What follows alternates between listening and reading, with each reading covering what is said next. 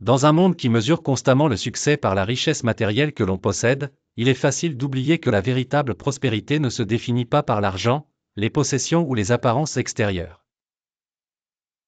Le Bouddha, à travers sa sagesse profonde, nous enseigne que la véritable richesse ne réside pas dans ce que nous possédons, mais dans l'état de notre cœur et de notre esprit.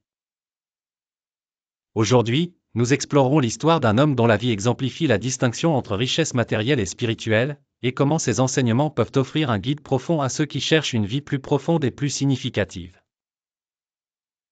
La parabole de l'homme qui n'avait rien, mais qui était riche. Il était une fois un homme nommé Vève, qui vivait dans une pauvreté extrême. Sa vie était marquée par la privation, et les défis qu'il affrontait quotidiennement semblaient insurmontables. Pourtant, malgré ces circonstances, Vève était connu pour sa capacité exceptionnelle à endurer les épreuves avec grâce. Son esprit et son cœur étaient exempts de la souffrance qui accompagne souvent la pauvreté matérielle, et il possédait une qualité rare, le contentement. La vie de Vève était centrée autour des enseignements du Bouddha, et sa dévotion à vivre vertueusement était inébranlable.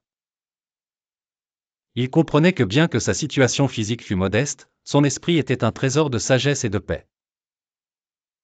Contrairement à beaucoup, il ne pourchassait pas les plaisirs éphémères associés à la richesse et au pouvoir.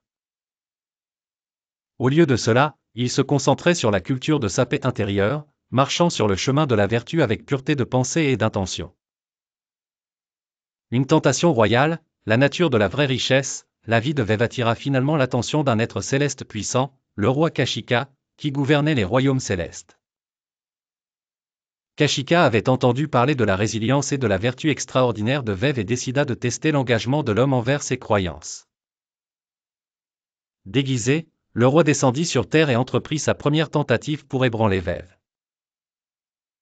Kashika, se présentant comme un homme ordinaire, approcha la modeste demeure de Vève et tenta de l'attirer avec des promesses de richesse matérielle. Il déposa devant lui des piles d'or et de bijoux, le tentant d'abandonner sa vie modeste pour la richesse et le plaisir.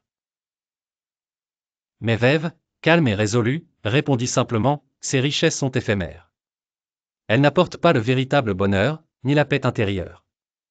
Je n'en ai pas besoin. » Frustré par l'indifférence de Vève, le roi Kashika recourut alors à des tactiques plus agressives.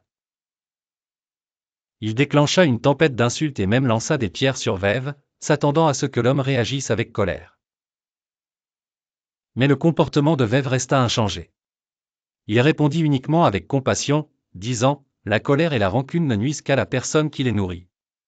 Je ne permettrai pas à vos actions de troubler ma paix. » Les tentatives de Kashika pour briser l'esprit de Vève échouèrent. Le roi céleste, désormais perplexe, décida de changer une fois de plus son approche. Il apparut devant Vève sous l'apparence d'un mendiant, offrant à nouveau des richesses. Cette fois, il promit qu'accepter le trésor libérerait Vève de sa pauvreté pour toujours. Mais Vève refusa une nouvelle fois, avec un sourire paisible. « Si j'accepte cette richesse, dit-il, je serai lié à elle. Je ne serai pas mieux qu'un voleur, prenant ce qui ne m'appartient pas. La véritable richesse se trouve à l'intérieur, dans l'esprit et l'esprit, pas dans les choses matérielles. » La réalisation du roi, la richesse spirituelle contre les possessions matérielles, frustré de son incapacité à émouvoir Vève, le roi Kashika chercha les conseils d'un sage avisé. Le sage expliqua qu'il existe deux types de richesse, la richesse matérielle, qui est temporaire et peu fiable, et la richesse spirituelle, qui perdure et mène à une paix durable. Le roi, ayant été témoin de la sérénité de Vève, comprit désormais la différence. Alors que beaucoup de gens poursuivent la richesse, la renommée et le succès dans le monde matériel, ces choses ne sont pas la source du véritable bonheur. La véritable richesse vient de la culture de vertus telles que la compassion, la sagesse et la pleine conscience. Ces qualités, une fois développées, engendrent une paix intérieure profonde qu'aucune possession matérielle ne peut offrir.